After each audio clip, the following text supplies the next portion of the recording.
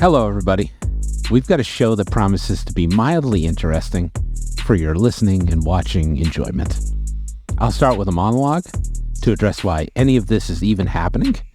Then we'll interview our guest, Scott Clasen of ProfitSolv, about his life and career and the Civil War, randomly.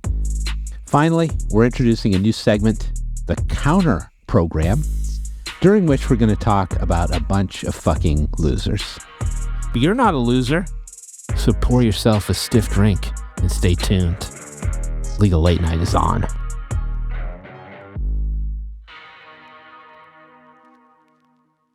Believe it or not, I had the same podcast from 2009 to 2024. It's a long time. That was the Legal Toolkit on Legal Talk Network. Perhaps you've heard of the show. Perhaps you've heard of the network. I've been podcasting since before fucking Game of Thrones was the TV show, which is crazy. When I started hosting that podcast, both Alex Trebek and Chuck Grassley were still alive. When I started podcasting, my mom was like, you're doing what now? Fair. Let me tell you, 15 years is a long ass time to be doing the same thing of anything. So I wanted to change, and I started a new podcast. This one, in fact, is called Legal Late Night because we think it's like a late night television show version of a podcast. Tell your friends, tell your enemies, tell everybody. Just in case you hear anything different, I didn't do this because I have beef with anyone over at Legal Talk Network. Neither am I burnt out from podcasting. Obviously, I fucking started another one. The deal is simply that I wanted total control of my own show, and I wanted the revenue from said show effectively for myself. It's pretty much that simple. As most lawyers are, I too am something of a control freak. Like most capitalists, I'm also sort of a greedy piece of shit. So I wanted to explore new content production and dissemination options, but I also wanted to explore equally, or perhaps more so, new revenue streams while better leveraging existing ones without being hamstrung in any kind of way. Now, I could have stopped there, of course, but I am nothing if not a masochist. So I said to myself, hey, if one podcast is good, what about the potential for many such podcasts that could also produce revenue? Hear me out. Sounds good, right? Sounded good to me. So then I was like, fuck it, let's do a whole podcast network. Why not? Thus, I called my homie, Evan, who produced the later years of the Legal Toolkit, and my friends at Attorney at Work, Joan and Mark, and everybody was down. So now we have the Legal Broadcasting Company. That's right. It's a new podcast network for lawyers. It's got this show. It's got Attorney at Work Today, which is a podcast recapping the most popular content from Attorney at Work.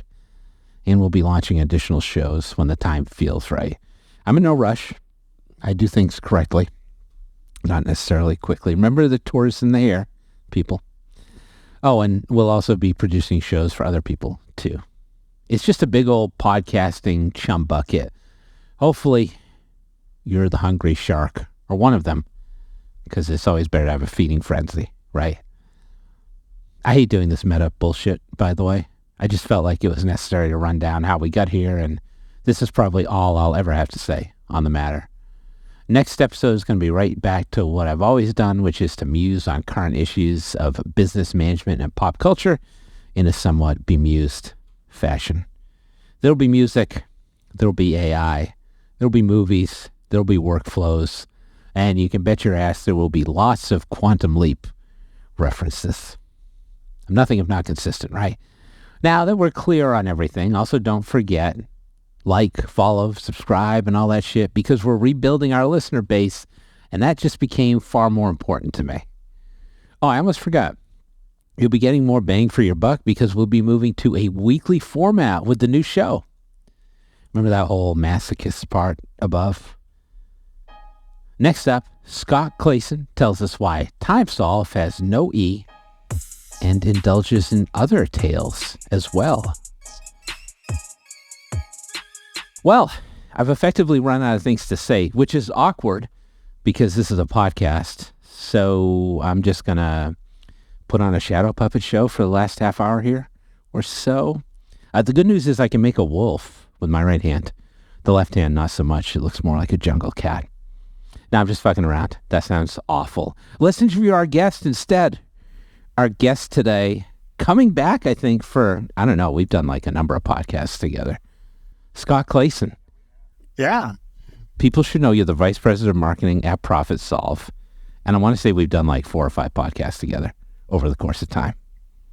Easily. Yeah. Maybe even more than that. But maybe we more. Go back, just, we go back. Just the published ones.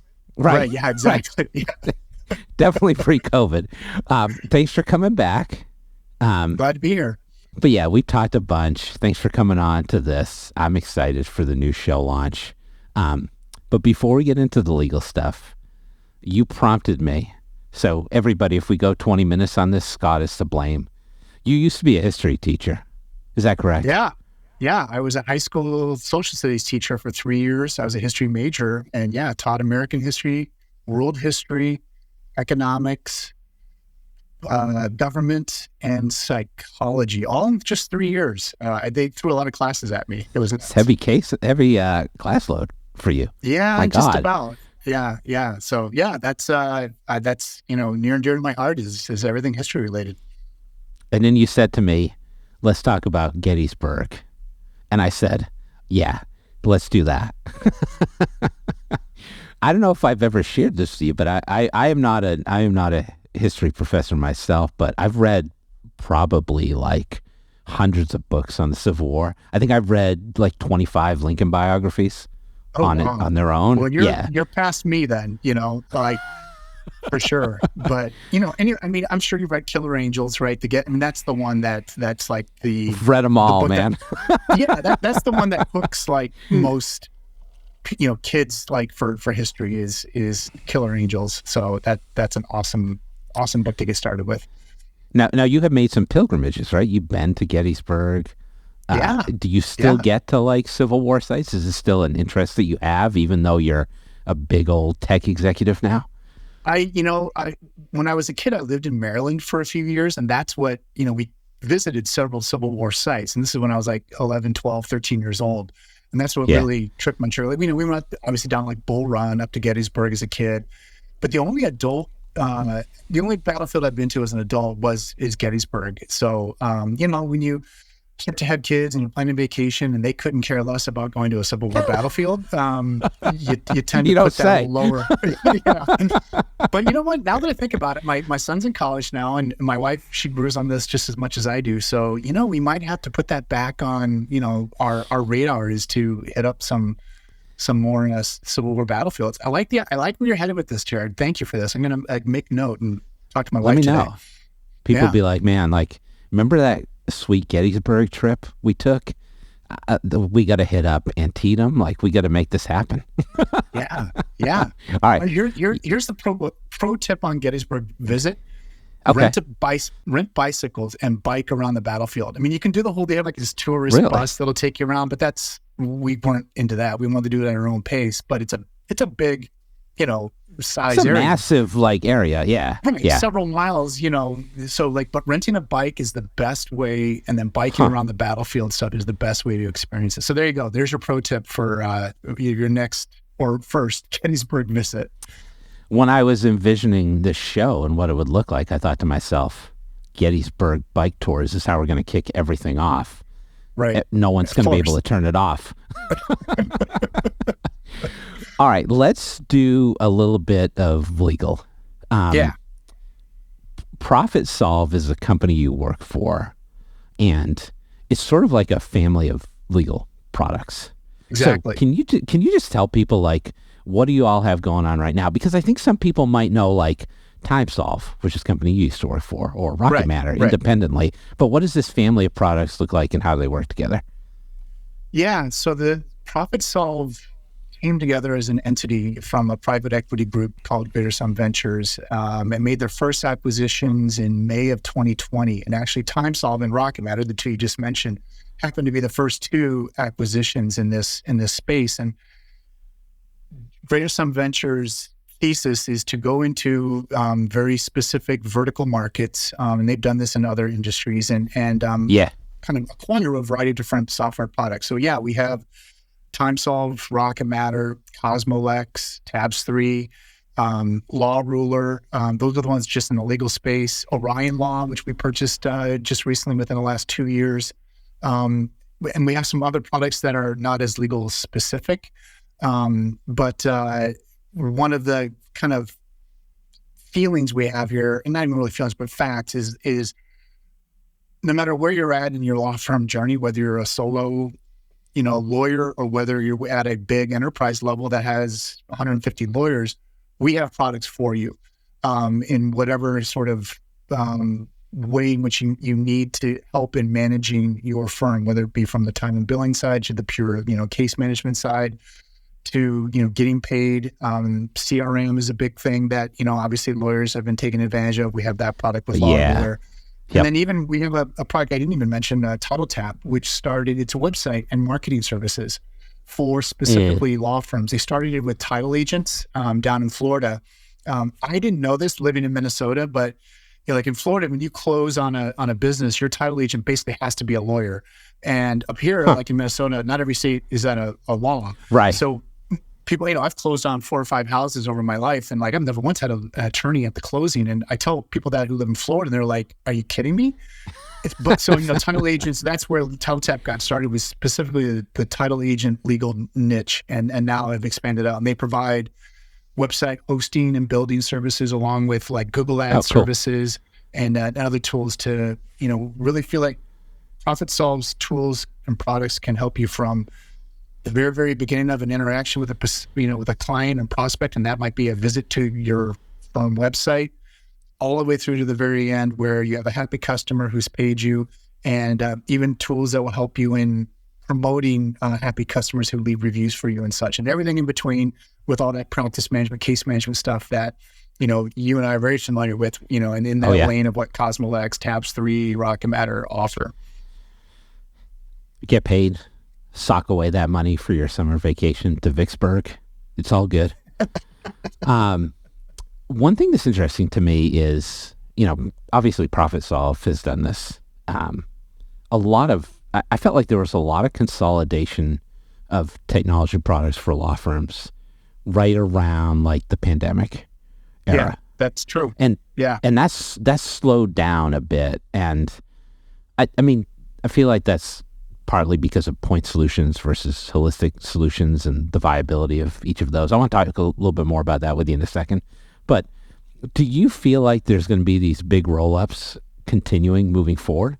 Or do you feel like all these ancillary products have been kind of bought up and that this is going to slow down and these holistic solution providers are going to kind of stay where they are for the time being? Like, because there were a lot of acquisitions that happened, I want to say 2020, 2023, and then we kind of slowed down a bit. Well, I think the entire M&A market, not just in legal, has kind of slowed down. That's fair to say. All of the private equity investment that was happening so strongly through the first years of the 20s here has kind of slowed down a bit. And there's, some of the factors I know that I hear, again, it's like last year with the election year, people were kind of pushing pause to see what's going to happen. And now, post-election, seeing how the changes that's happened with, everything government-wise and so on, how it affects the market. So everyone's just kind of a little bit on pins and needles with things. I think that's part of it beyond just like uniquely the legal space. Oh, sure. I think that's true. And do you think that at some point, like, people are going to feel more confident, or do you think it's just going to kind of be like, we're going to push the pause button and hold it for a while longer? I think anything in nature with business, it's cyclical. So there will come time where I think it might rev back up again. The interesting time, and part of that is like, okay, so what new products are on the scene that maybe weren't as either even started yet back 4 or 5 years ago, or were just in a very much an incubator stage, and again are looking for buyers and looking for a way to kind of recoup their investment and so on and so forth. And, especially when all of this sort of happened a few years ago, AI was not something that was like on everybody's radar. Now there's all of those various sort of products that are growing and mushrooming out of the availability of AI to, who knows, do what, right? It could go all sorts of different directions, and that's a whole different, podcast you could have. That's an interesting point. Like, I could see some of these AI startups, which really weren't around in the early 2020s in any significant numbers, getting scraped up as the next group of acquisitions. That's an interesting point that I haven't heard anybody necessarily make directly yet. All right. Let's jump back to you for a second, because I was saying before we started talking today, everybody loves you that I've talked to. I think you've got a really interesting story, and I want to lay into that a little bit. So what I think is really interesting is that you were at TimeSolv before these acquisitions happened. Right. Yeah. Greater Ventures comes in, they collect everybody together. Now there's this new company called ProfitSolv. Still no E. TimeSolv, no E at the end. ProfitSolv, no E at the end. I like that level of consistency. Why TimeSolv had no E at the end, if you want. At some point, tell me that. No, tell it to me now, and then we'll get back to this other stuff, because I've always actually wondered about that.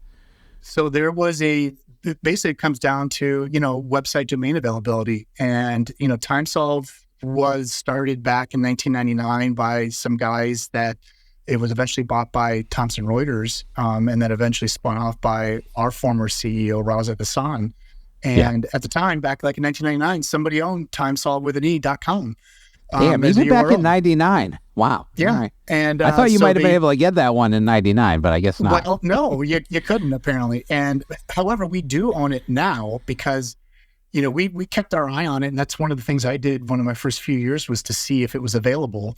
And, it turns out the guys, and this was like in 2017 or 18 or so, and that if you went to TimeSolv with an E.com, it was, two guys who had some website that they hadn't updated since like 2007 or something. And we eventually got our hands on the domain. But at that point, it had become part of the brand, the TimeSolv without the E. And then when the decision was made to create an entity, Greater Ventures, when they, formed this, group, they first named it a really sexy name, Legal Brands. So very sexy. The height of sexiness. Yeah. And so they finally, they landed on ProfitSolv before Tabs3 had been purchased, before Cosmo. I think at that point we only had maybe 3 companies, TimeSolv, Rocket Matter, and then we have a practice management solution in the accounting space, very similar to like a Cosmos from Rocket Matter. It's called Mango Practice. I think we had acquired that one. So we only had 3, and they had to come up with a name, and Greater Ventures came up with ProfitSolv without an E. So yeah. Okay, so let's get back to, so what I find interesting about what you've done is you're at TimeSolv. Like, a lot of people get acquired, they're like, I'm going to move on. This isn't a fit for me. But you've been able to grow in your role, and now you're running marketing for ProfitSolv, like the entity. And I'm wondering, do you have any thoughts for people who are involved in an acquisition? Like, how do you roll up your sleeves and have the right mindset to continue working in that environment and actually build your career? Because I don't think everybody can do that. Yeah, it's a good question, and it's much easier for like employees, I think, than like the founders. I mean, there's a whole reason why founders of these companies, like whether it's Larry Porter at Rocket Matter or Raza at TimeSolv, neither one of them are directly involved in ProfitSolv anymore. They were for several years, but then eventually moved out because that's their baby. That's how it usually goes. Yeah. Yeah, it's how it usually goes. And I think you hit on the head, like, how do you, the right mindset, attitude? It is that. It is the idea that, okay, things are changing now, and you either embrace that and go with the changes, and there's some employees that I worked with at TimeSolv that didn't necessarily embrace that. And it's a matter of just, what I really have enjoyed about ProfitSolv and Greater Ventures, they do recognize, like, hey, if they identify what they think is talent at individual companies that they've acquired, they will recognize that and say, like, look, there's a path for you at this level. As we bring in more companies and more, acquire more, groups, there's going to be an area for growth for sure. And I feel like I got lucky in that, TimeSolv was one of their first acquisitions. And they recognized, I've told this to a lot of people over time, but all these various companies, it's so interesting when they're acquired because they're all in kind of different places. Like some of these companies had not one person at the company who had the word marketing in their name, in their title. It was still like the founder, going out and having a bunch of agencies do the marketing work. And some of the acquisitions had really well developed and well thought out marketing teams and marketing leaders. And it became pretty easy to identify, like, look, let's bleed over now, take some of the best practices from a couple of these companies and apply it across the board. And again, one of the philosophies for ProfitSolv is, and a lot of work that we've done in the last few years is really just consolidating systems, getting everybody, we have a term internally we call one ProfitSolv, and that we're not just a house of brands, but we do run things consistently. That if you're one company and how you define a marketing qualified lead versus how another company defines a marketing qualified lead, they're not different, and they can't be different, right. in the way we've structured things. And that's been really interesting work. It's been fun work. And I've learned a lot in the last 5 years since ProfitSolv was acquired since TimeSolv was acquired, for sure. I'm sure.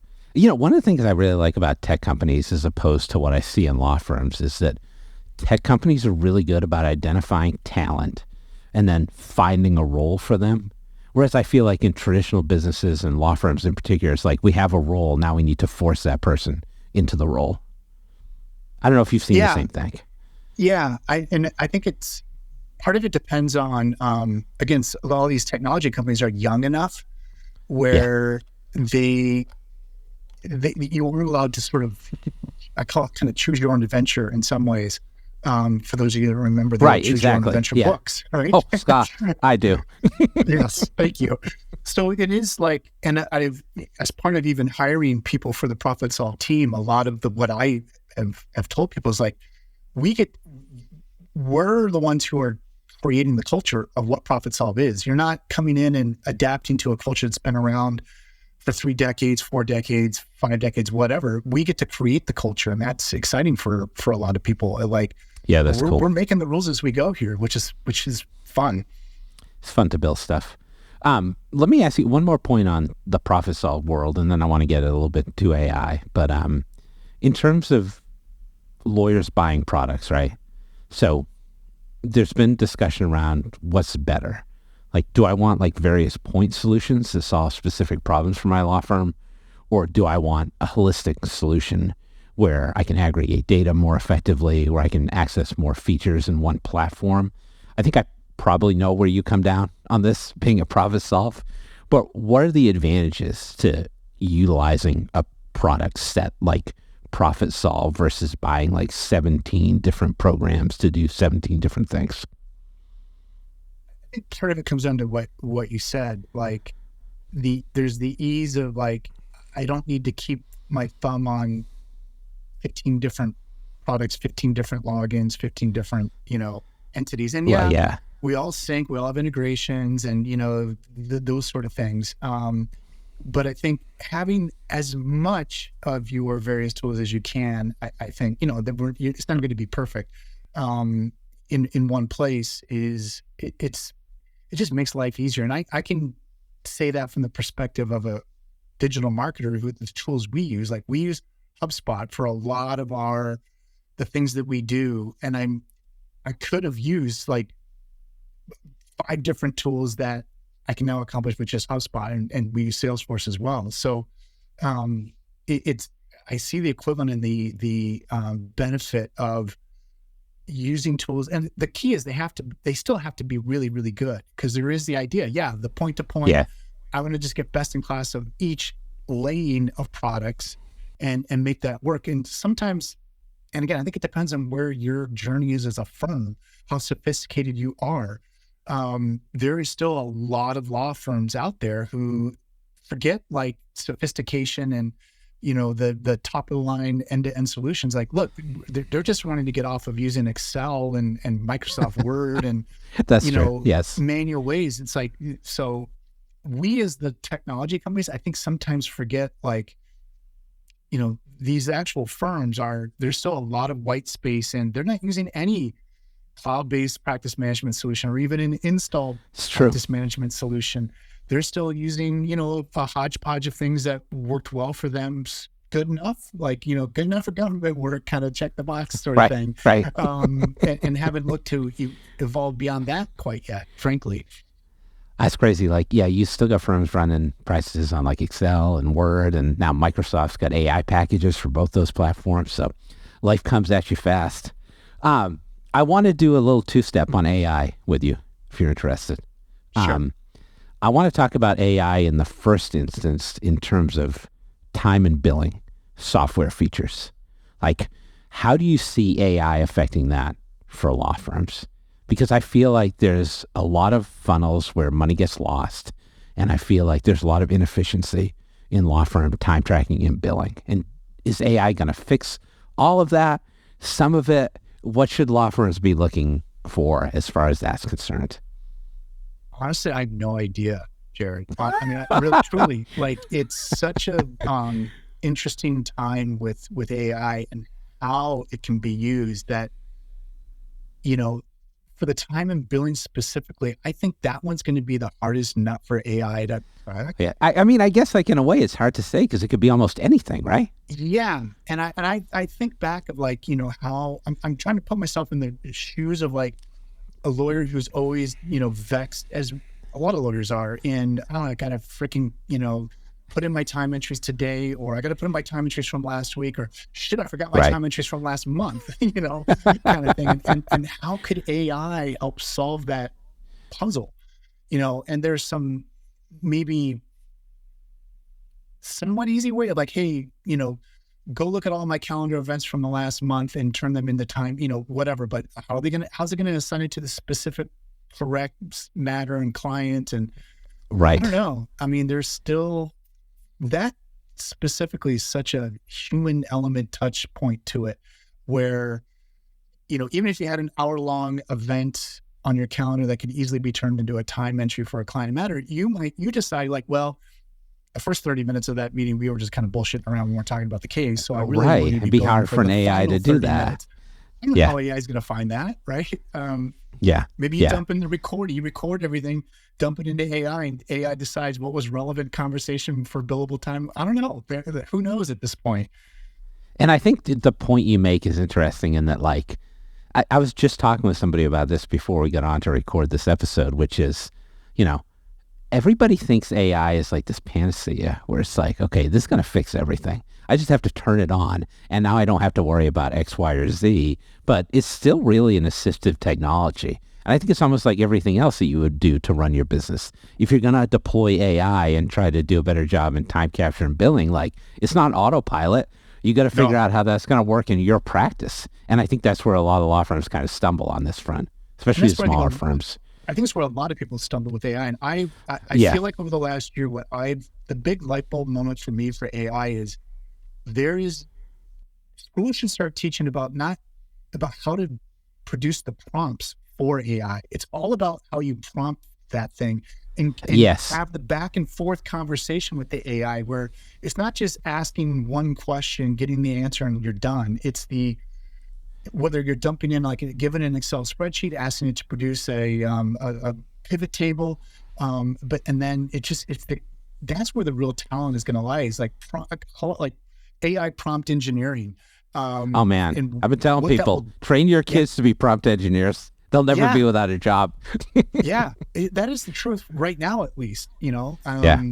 So we're all struggling with that. From a marketing point of view, we're looking as ways to produce content and copy and so on, leveraging AI. Yeah. And I know that that's been a big part of our evolution is how to use it properly to produce the voice that you want to produce. So it's not just sounding like AI, because you can prompt it with things and it comes back with some hilarious stuff. Yes, especially the tone stuff. Be angrier. Yeah. Or can you be witty? I mean, and you read what they consider being witty, and you're like, I think that's the biggest drawback for AI right now. I don't think it's funny.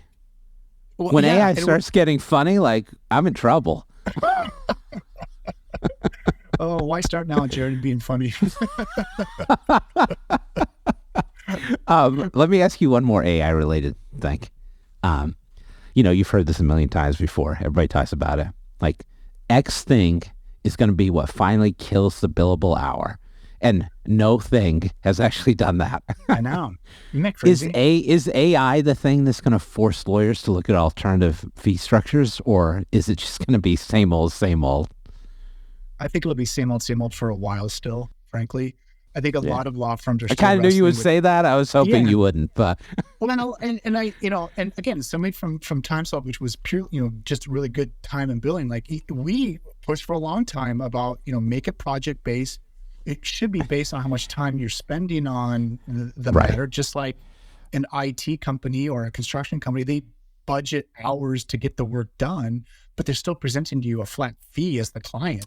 There's no reason why you can't do that or should be doing that so it's not even just about like billing per hour, but just understanding like, all right, if I put in an 8-hour day and 6 of it is working towards my client, what should I be charging kind of thing? Again, how is AI going to be the panacea for that? I don't know.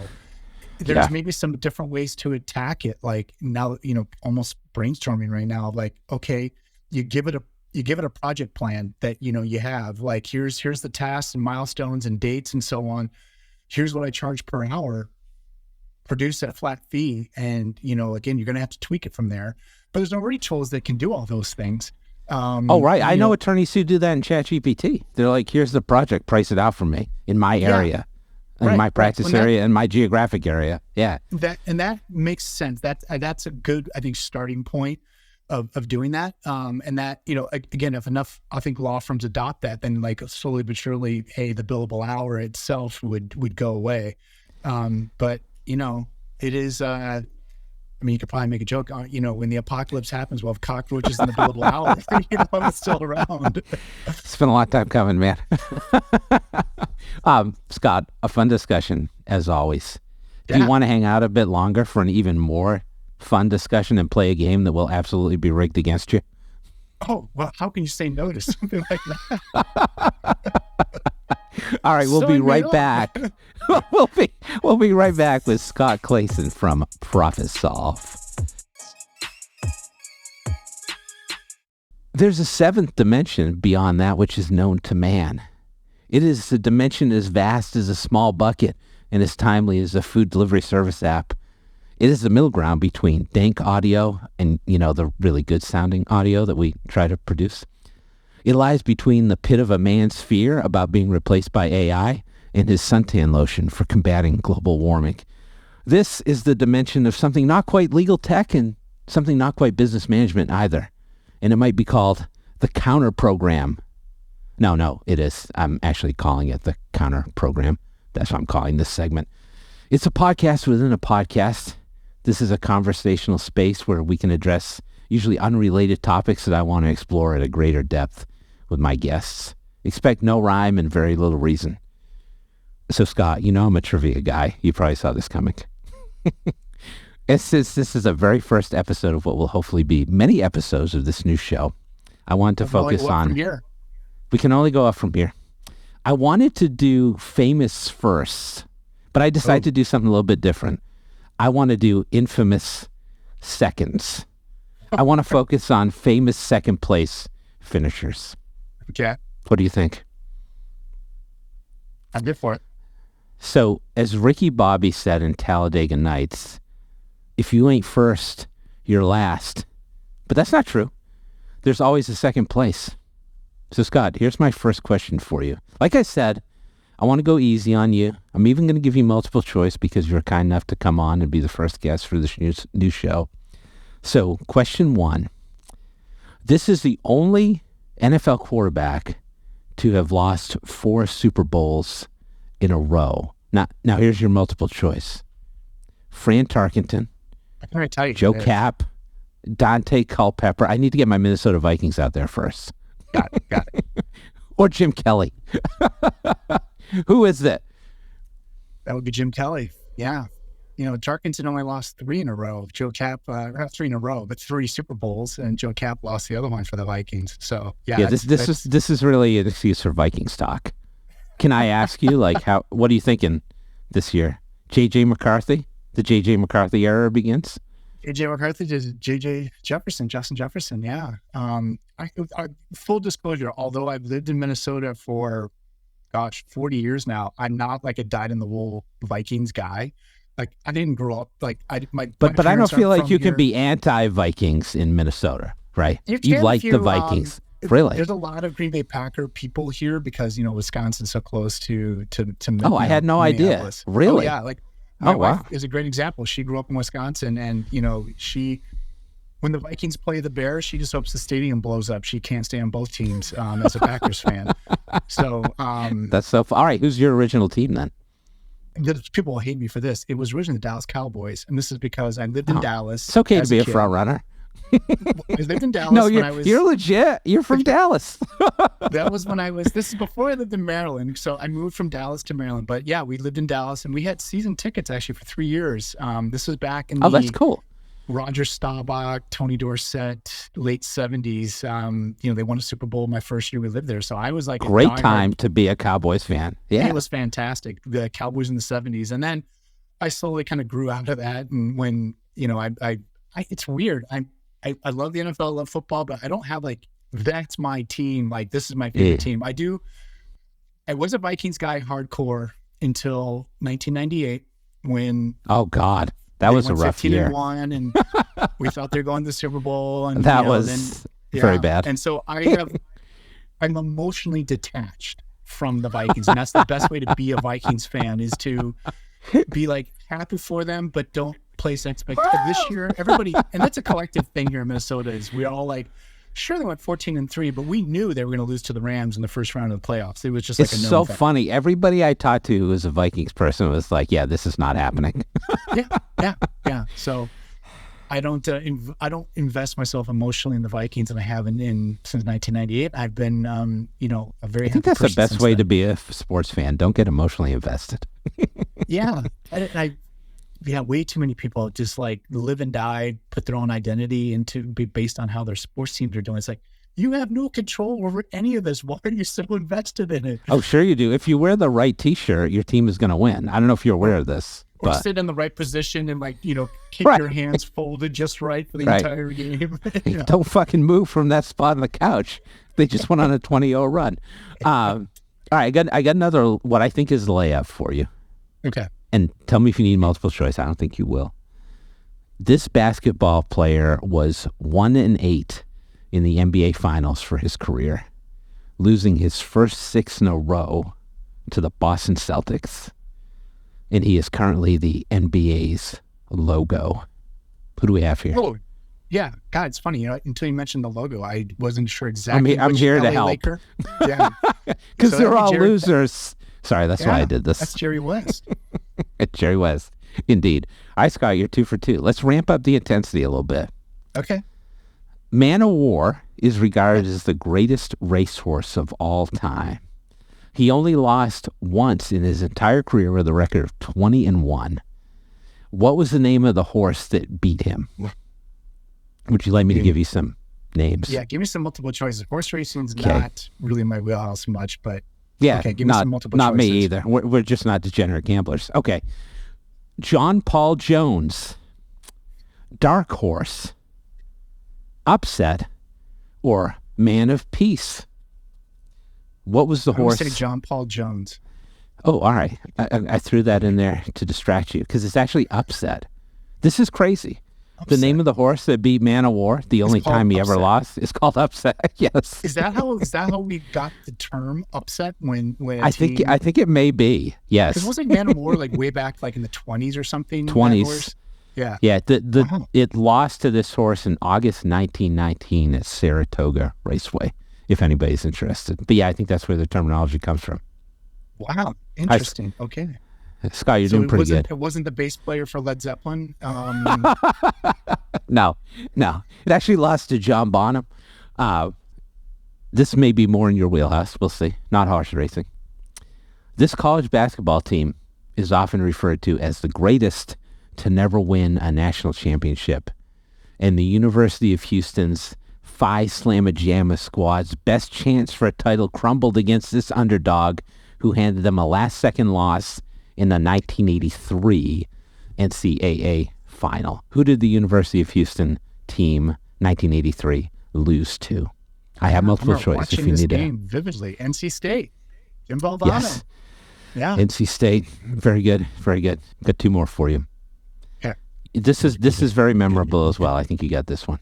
Iron Mike Tyson lost his heavyweight championship to this journeyman boxer in 1990. Buster, do you remember the Sports Illustrated cover for this? Yeah.